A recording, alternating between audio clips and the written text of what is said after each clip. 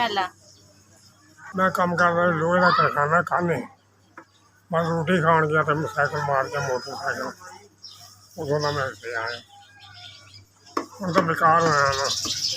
मेरे पुत्र दो छोटे छोटे आ तो मेरा लत एक्सीडेंट हो गया, लत क्रैक हो गई है। मैं हूँ मजबूर हो के पिया मंजे, मेरा आसरा कोई नहीं है। कौन?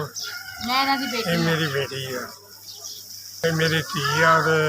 बंदा छड़ के चले गया, मैं मेरी लत एक्सीडेंट हो गया, लत टुट गई है। निक्के निक्के बच्चे है दो तीन, मैं मजदूर मंजे से पिया तो आसरा बना के 2-4 डब्बे गोलियां के कुछ टॉफियां रख के बैठी है, जो बच्चों को रोटी शाम को लभ जाती है। मियाँ मेरा छड़ गया मैनू ते दुकान छोटी ला के बैठी हाँ मैं, तो 200-300 रुपया बच जाता, जरा बच्चों का शाम को खर्चा पानी चल जाता।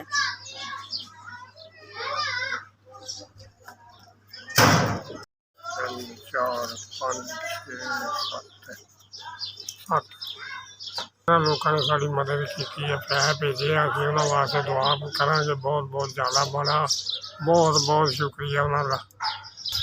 अल्लाह उन्होंने खुश रखे, खुदाबंद करीम उन्होंने बहुत बहुत देवे खुदाबंद करीम। मैं सौदा कुछ पा देंगा अपनी भैन कुड़ी धी कुछ मैं अपनी दुआ से ला देंगा। बस लोगों ने सानू 7,000 भेजा, अल्लाह ताला उन्होंने हयाती देवे, सेहत देवे, खुदाबंद करीम उन्होंने ज़्यादा इज्जत देवे। बहुत बहुत अच्छे उन्होंने शुक्रिया अदा करते हैं। भाई सानू 7,000 रुपया मिले, जिन्होंने लोगों ने साड़ी मदद की है, जिन्होंने लोगों ने सानू पैसे भेजे, उन्होंने बहुत बहुत मेहरबानी। कुछ दुकान च सौदा पा लेंगे तो कुछ वाले साहब में दवाई लिया देंगे। मालक भाई इस तो ज़्यादा भी देगा, इस तो ज़्यादा वंडते रहो, बहुत बहुत मेहरबानी।